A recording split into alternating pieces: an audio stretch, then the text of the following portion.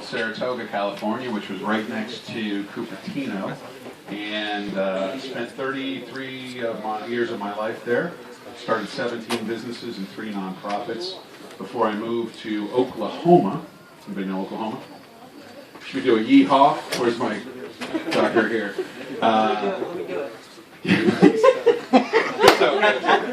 I've never been to Oklahoma either, but it's very. Sean is accepting this that he is now from Oklahoma is like the Western world, as you know. Sean brought that diagram of the West. So in the West, we greet people differently than in New York or in Washington. You know, an East Coaster like myself. We say something called yeehaw. It's a weird kind of language, but they speak it in Oklahoma. So if we want to greet Sean, we have to say this. So on 3, I'm going to ask everybody to say yeehaw, okay? Because Sean feels at home when he hears this. Okay? So on 3, 1, 2, 3, yeehaw! Awesome. Thank you, Mike. Thank you. Now feel completely at home. I actually ended up in Oklahoma with no connection to Oklahoma whatsoever, just landed on a lake, fell in love with the lake, and didn't realize that moving to Oklahoma would change my life. Second best decision I ever made, first being marrying my wife, Kristen. But I learned about entrepreneurs and I popped the Silicon Valley bubble. So I had grown up in this bubble of Silicon Valley where everything was grow fast, grow big, you know, $1 billion, conquered the universe. One of my companies was in the mezzanine round of going public just prior to the dot-com bubble burst, and that's how I ended up actually in Oklahoma. And so I've now turned into an entrepreneurial educator. Startup Cup, which I'm the founder of, CEO, is now a global network of business model competitions in 41 countries and growing rapidly. We are not quite hyper growth, but growing rapidly for a highly managed or labor-intensive business. And I want to say we actually have 2 startup cups taking submissions right now. We have the cairo.startupcup.com, so I want to encourage you to consider signing up. This is a perfect scenario with the startup weekend taking place here. The Startup Cup is actually a business building process, so it's a 5 to 6 month process, coaching, mentoring process that you advance based upon how well you progress your business forward, and you win by going to market, securing revenue, and securing customers, and showing the greatest probability of success. We also have the Alexandria Startup Cup, which has its submissions open, which is alexandria.startupcup.com as well. I encourage you to consider submitting to those startup cups. Okay, so I'm going to present a little presentation here. 22 years of starting businesses. I love startups. I love businesses. I love entrepreneurs. One of the things, though, that's important today is this. You've got to think creatively, right? Creativity is one of the keys to problem solving, to advancing to the marketplace, to securing customers, to generating revenue, to fundraising, to whatever you want to do. You've got to be super creative. So, what we hear, I'll make sure I've got this thing working right. Uh-oh. Did I break it? Here we go. So what we're hearing a lot, and we've been hearing it for a long time, is we've got to break out of the box, right? We've got to come up with an idea. We've got to break out of the box to find this idea. Just by acknowledging you have to break out of the box, you're acknowledging there is a box. I'm here to propose to you there is no box. Instead, oh, I see how delicate this is. It's a wet box. Here we go, folks. We're going to figure this out. Is there an engineer in the house? Oh, look at this. Look how fast that is. Wet box. So this is the notion of there is no box. Wet box.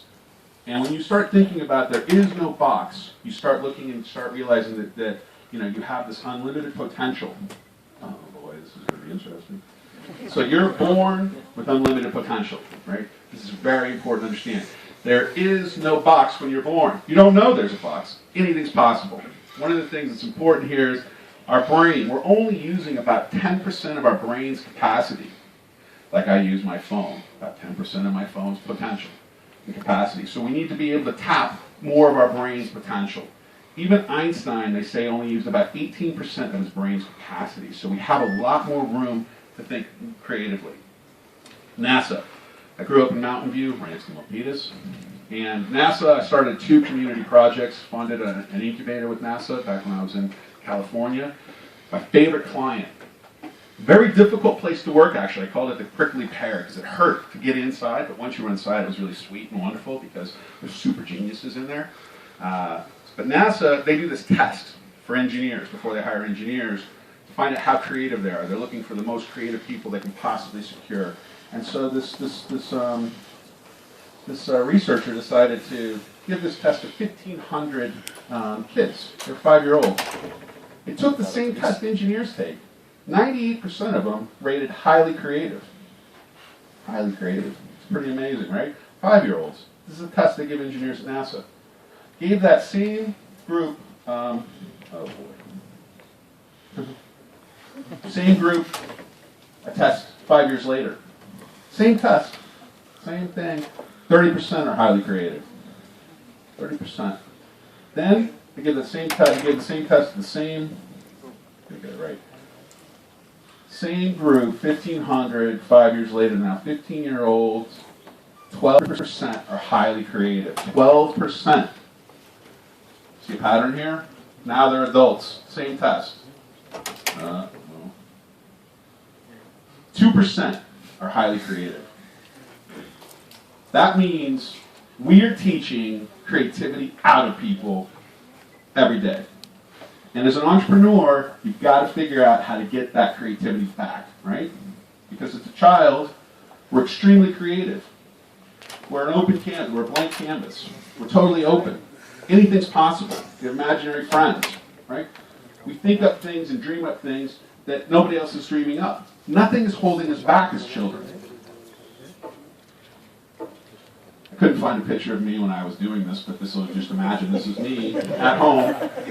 This is me at home with pomegranates. I love pomegranates. Writing on the wall at my mother's home in Saratoga, California.